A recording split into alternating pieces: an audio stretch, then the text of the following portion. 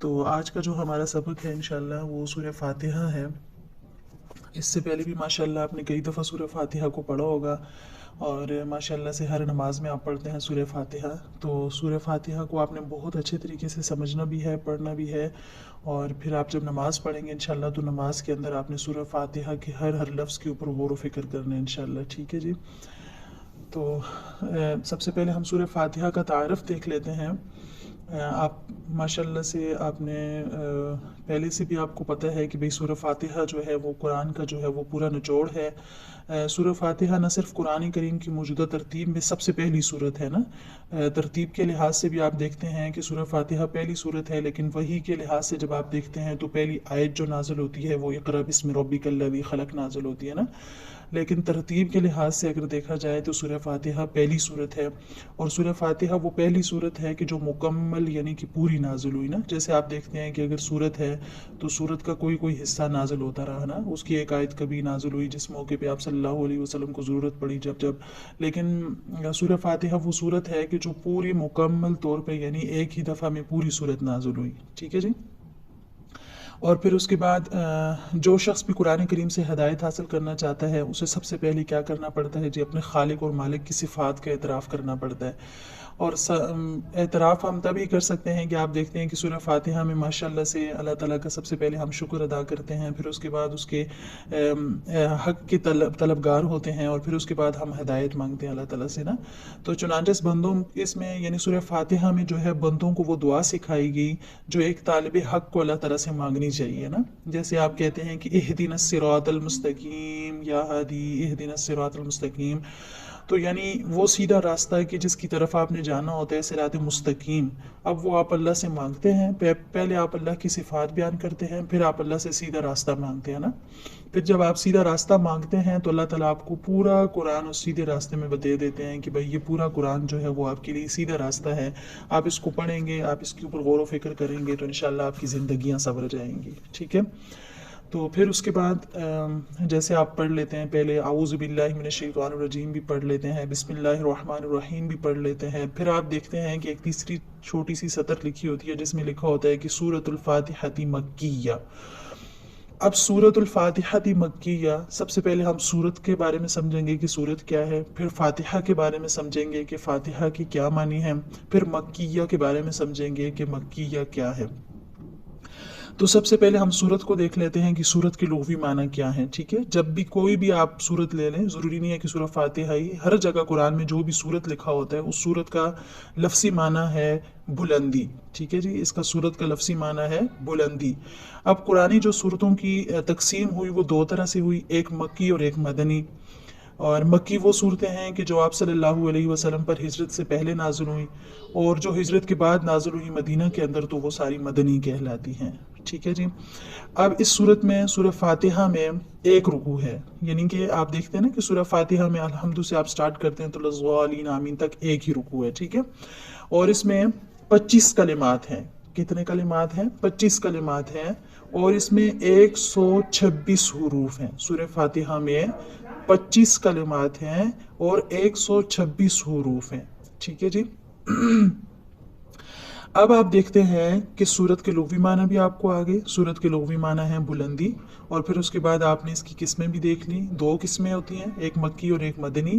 اور پھر اس کے بعد آپ نے دیکھا کہ سورہ فاتحہ میں ایک ہی رکوع ہے، 25 کلمات ہیں اور 126 حروف ہیں، ٹھیک ہے۔ اب اس سورت کا جو نام ہے، مشہور نام جو آپ پڑھتے ہیں، سورۃ الفاتحہ، فاتحہ۔ اب فاتحہ کے لغوی معنی کیا ہے؟ ابتدا کرنے والی، ٹھیک ہے، آغاز جس سے ہوتا ہے، آپ کہتے ہیں کھولنے والی، یعنی سورہ فاتحہ آپ کے سامنے پورا قرآن کھول کر واضح کر دیتی ہے۔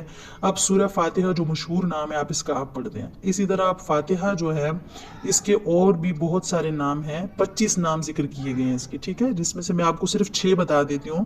آپ ان 6 کو اپنے پاس نوٹ بھی کر لیجئے گا اور اچھے طریقے سے ان کو یاد کر لیں۔ سب لوگ جو ہے وہ ایک رجسٹر لے لیں تفسیر کے نام پہ، انشاءاللہ آپ کو کیا پتا کہ آپ کے کتنے رجسٹر सेमेस्टर लगने वाले हैं, लेकिन आप फिलहाल एक ले लें। अल्लाह ताला हम लोगों को मुकम्मल करने की तौफीक अता फरमाए। अल्लाह ताला मुझे सही मानों में आप लोगों को पढ़ाने की, समझाने की तौफीक अता फरमाए बस।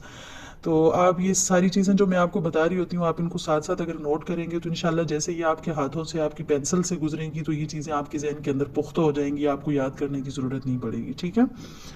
अब इसके जो 25 नाम है उनमें से मैं जो 6 आपको बता रही हूँ, पहला है फातिहतुल किताब, दूसरा है फातिहतुल कुरआन, ठीक है, तीसरा है उम्मुल किताब, चौथा है उम्मुल कुरआन, पांचवा है अल कुरआनुल अज़ीम और छठा है अस्सबउल मसानी।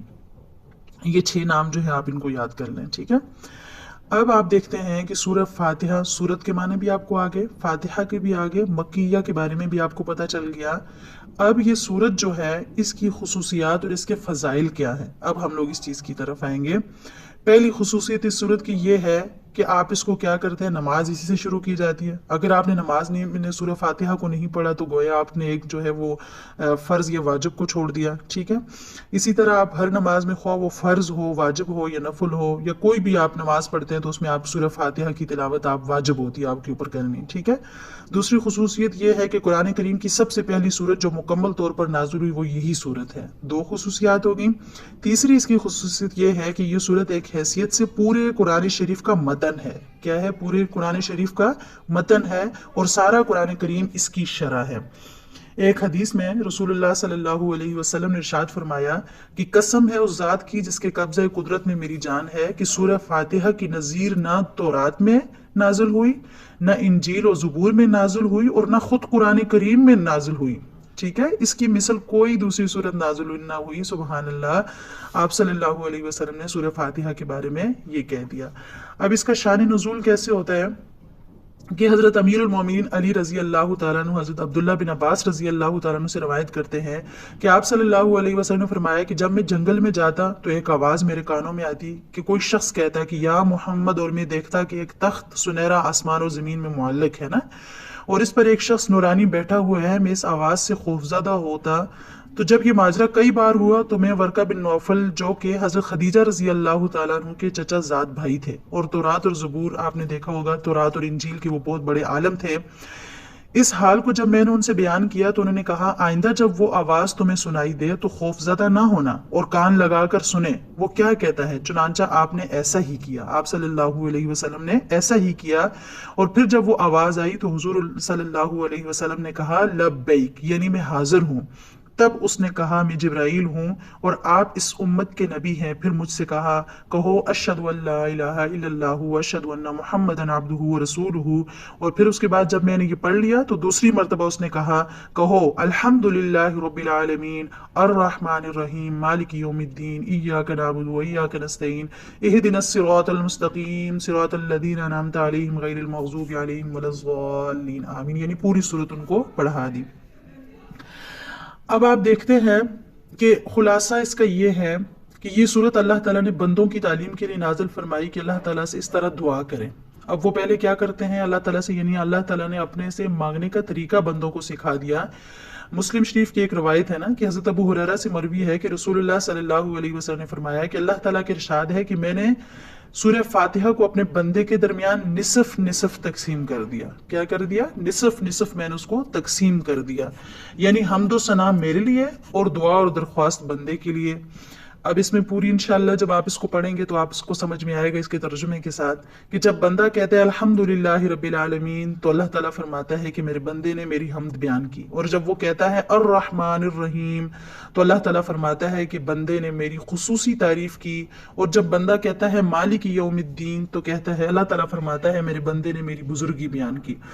और जब बंदा कहता है इय्याका नअबुदु व इय्याका नस्तईन तो अल्लाह ताला फरमाता है कि मेरे बंदे के दरमियान, ये मेरे बंदे के दरमियान है और मेरे बंदे के वास्ते वो सब कुछ है जो इसने तलब किया। और जब बंदा कहता है इहदिनस सिरातल मुस्तकीम सिरातल लज़ीना अनअमता अलैहिम गैरिल मग़ज़ूबि अलैहिम वलज़्ज़ालिन तो अल्लाह ताला फरमाता है ये मेरे बंदे के लिए है और जो कुछ उसने मांगा उसे जरूर मिलेगा।